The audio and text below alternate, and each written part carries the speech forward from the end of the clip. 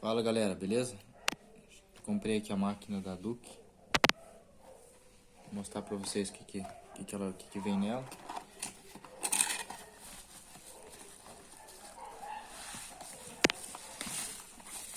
A máquina aqui azulzinha, bem bonita a máquina.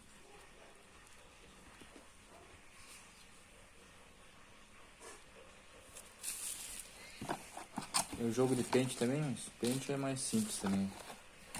Acredito que quem vai usar, a barbearia vai usar mais os pentes da Val, né? Esse pente não é muito bom pra gente.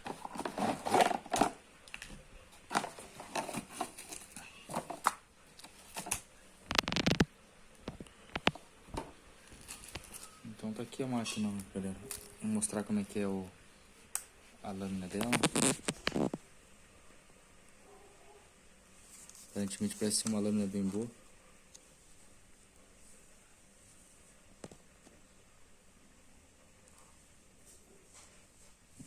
Não tá focando muito bem, mas acho que vai dar pra ver aqui. Vamos ver os pontinhos.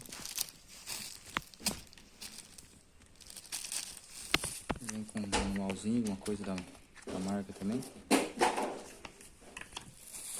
E ela vem com carregador, que dá pra usar tanto no carregador, né, quanto ela carregada também.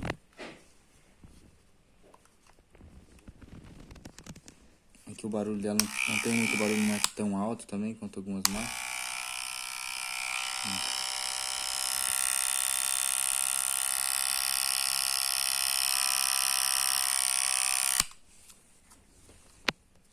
E é isso aí, galera.